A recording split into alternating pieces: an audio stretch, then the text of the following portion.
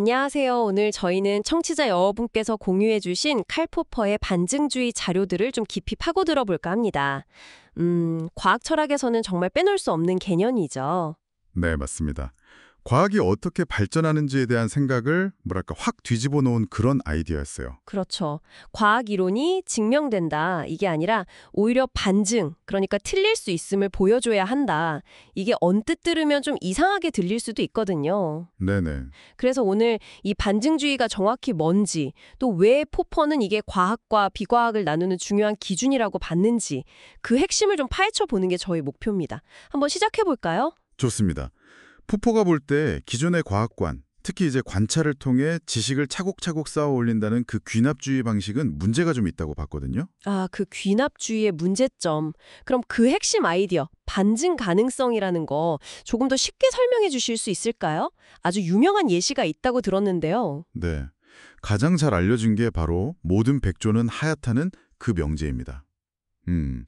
우리가 아무리 많은 흰 백조를 관찰한다고 해도요, 수천, 수만 마리를 봐도 이 명제가 절대적으로 참이라고 증명할 수는 없다는 거예요. 왜냐하면 우리가 아직 못 본 백조 중에 혹은 미래에 나타날 백조 중에 검은색 백조가 있을 가능성을 배제할 수 없으니까요. 아하, 그렇군요. 모든 경우를 다 볼 순 없으니까. 그렇죠. 하지만 단 한 마리의 검은 백조만 발견되면 어떻게 될까요? 그럼 모든 백조는 하얗다는 말은 바로 틀린 게 되죠. 바로 이런 식으로 경험적인 증거에 의해서 틀렸다고 반박될 가능성, 그 위험에 노출되어 있는 주장만이 과학적이라고 본 겁니다. 그 러셀의 칠면조 이야기도 비슷하죠? 매일 모유를 주니까 내일도 당연히 줄 거라고 귀납적으로 예측했지만 결국 크리스마스에는 다른 문명을 맞았잖아요. 아, 그 칠면조 비유, 네.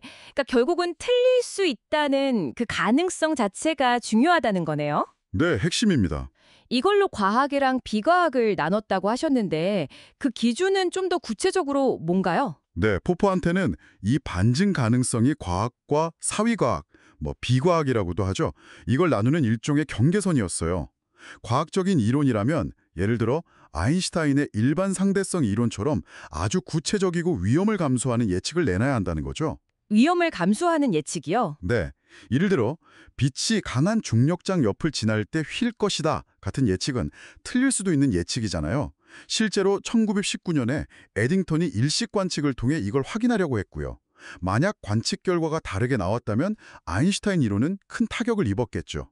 이런 게 반증 가능한 예측입니다. 음. 반면에 포포가 보기에는 당시에 좀 유행했던 마르크스주의 역사 이론이나 프로이트의 정신분석학 같은 경우는 어떤 사건이 벌어지든 그 이론에 맞춰서 설명을 다 끼워 넣을 수가 있다는 거예요. 아, 어떻게든 설명이 된다. 그렇죠.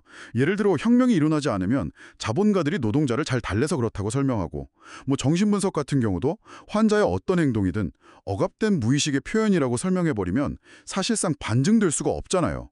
빠져나갈 구멍이 너무 많다는 거죠. 포포는 이런 걸 비과학적이라고 본 겁니다. 실패할 가능성이 애초에 없으면 그건 과학이 아니다. 이런 말이군요. 흥미롭네요. 그럼 이런 반증 시도를 통해서 과학은 그럼 어떻게 발전한다는 걸까요? 계속 실패만 하는 건 아닐 텐데요. 물론이죠. 포포는 과학 발전 과정을 추측과 반박이라는 어떤 끊임없는 순환 과정으로 봤어요.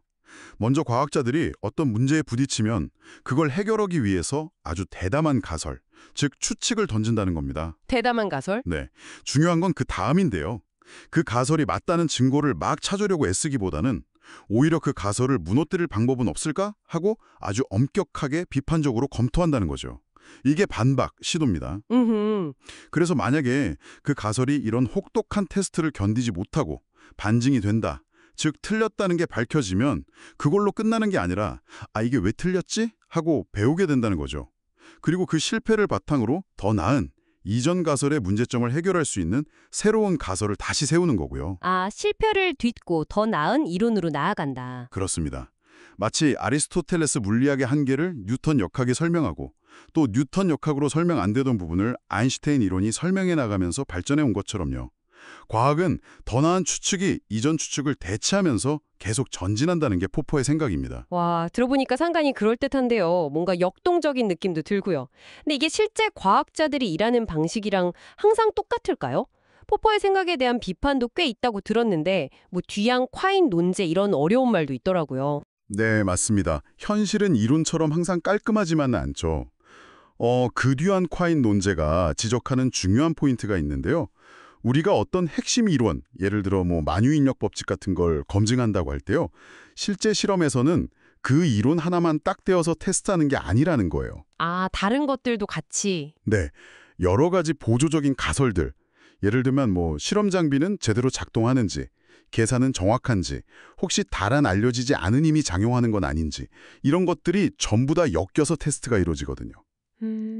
그런데 만약에 실험 결과가 이론의 예측과 다르게 나왔어요? 그럼 이게 핵심 이론 자체가 틀린 걸까요? 아니면 같이 사용된 보조 가설 중 하나가 문제인 걸까요? 아, 그러네요. 딱 무엇 때문이라고 짚어내기가 어렵겠는데요. 바로 그겁니다. 마치 케이크를 구웠는데 맛이 이상할 때 이게 레시피, 핵심 이론 자체의 문제인지 아니면 오븐 온도, 보조 가설이 잘못됐거나 계량컵 눈금이 부정확해서인지 원인을 딱 하나로 지목하기 어려운 것과 비슷해요. 이게 반증을 복잡하게 만드는 요인이죠. 일리가 있네요. 그리고 생각해보면 과학자들이 반증처럼 보이는 증거가 나왔다고 해서 이론을 그렇게 쉽게 포기하지는 않는 것 같기도 해요. 네, 바로 그 점을 토마스 쿤 같은 과학사학자들이 지적했습니다. 실제 과학의 역사를 보면 과학자들은 반증으로 보이는 어떤 사례가 나타났을 때 기존의 아주 중요한 핵심 이론, 쿤의 용어로는 패러다임이라고 하죠. 이걸 생각보다 잘 버리지 않는다는 거예요. 아, 오히려 지키려고 한다. 그렇죠. 어떻게든 그 이론을 좀 수정하거나 아니면 아까 말한 보조가설을 바꿔서라도 기존 이론의 틀 안에서 그 문제를 해결하려고 노력하는 경우가 많다는 겁니다.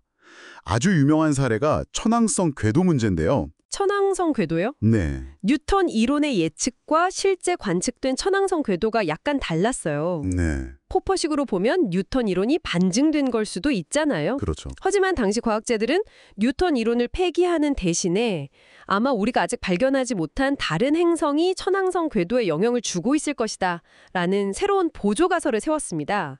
그리고 실제로 그 예측을 바탕으로 탐색해서 해왕성을 발견했죠. 와, 그래서 뉴턴 이론을 지켜낸 거군요. 네, 성공적으로 방어한 셈이죠. 그러니까 실제 과학은 반증 그 자체보다는 어쩌면 문제 해결 과정에 더 가까울 수도 있다는 비판입니다. 그렇군요. 또 다른 문제점은 없나요? 뭐 관찰 자체가 이론에 영향을 받는다는 그런 이야기도 들은 것 같은데요. 네, 그것도 아주 중요한 지적입니다. 관찰의 이론 적재성 문제라고 하는데요. 우리가 세상을 관찰할 때 완전히 어떤 선입견 없는 백지 상태에서 순수하게 객관적으로만 보는 게 아니라는 거예요. 아, 이미 뭔가를 알고 본다? 그렇죠.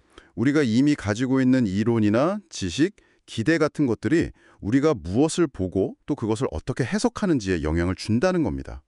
예를 들어 같은 현미경 이미지를 보더라도 세포 구조에 대한 이론을 아는 사람과 모르는 사람은 거기서 보는 게 다를 수 있잖아요. 그렇죠. 그렇다면 과연 이론으로부터 완전히 독립된 순수한 관찰이라는 게 가능할까? 그리고 그런 관찰에 기반한 객관적인 반증이라는 게 정말 성립할 수 있을까? 하는 더 근본적인 질문까지 가게 되는 거죠. 자, 오늘 포퍼의 반증주의부터 시작해서 그에 대한 여러 비판점들까지 정말 깊이 있게 다뤄놨습니다. 그럼 이 모든 논의가 청취자 여러분께는 어떤 의미로 다가갈 수 있을까요? 포퍼가 우리에게 주는 가장 큰 교훈은 아마도 과학 지식이라는 게 절대 불변의 진리가 아니라는 점일 겁니다. 언제든 틀릴 수 있는 잠정적인 최선의 설명이라는 거죠. 그래서 중요한 건 오류 가능성을 인정하는 어떤 지적인 겸손함, 그리고 더 나은 설명을 향해 끊임없이 비판하고 검토하는 태도, 그 자체가 아닐까 싶습니다. 지적 겸손함. 네, 그리고 흥미로운 건 포퍼가 이 아이디어를 단순히 과학에만 국한하지 않았다는 거예요. 이걸 사회 전체로 확장시켜서 과학 공동체처럼 사회 역시 자유로운 비판과 토론, 그리고 실수를 인정하고 수정해 나가는 과정을 통해서 점진적으로 더 나아질 수 있다는 열린 사회라는 개념을 제시했거든요.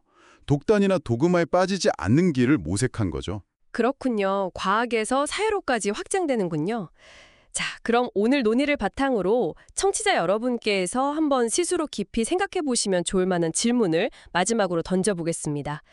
절대적인 증명이라는 건 사실상 불가능하고 또 오늘 이야기 나눈 것처럼 반증마저도 그렇게 간단하지만은 않다면 우리 주변에 넘쳐나는 수많은 과학적 주장들 속에서 청취자 여러분은 과연 무엇을 기준으로 정보를 신뢰하고 또 어떤 근거로 행동을 결정하시겠습니까?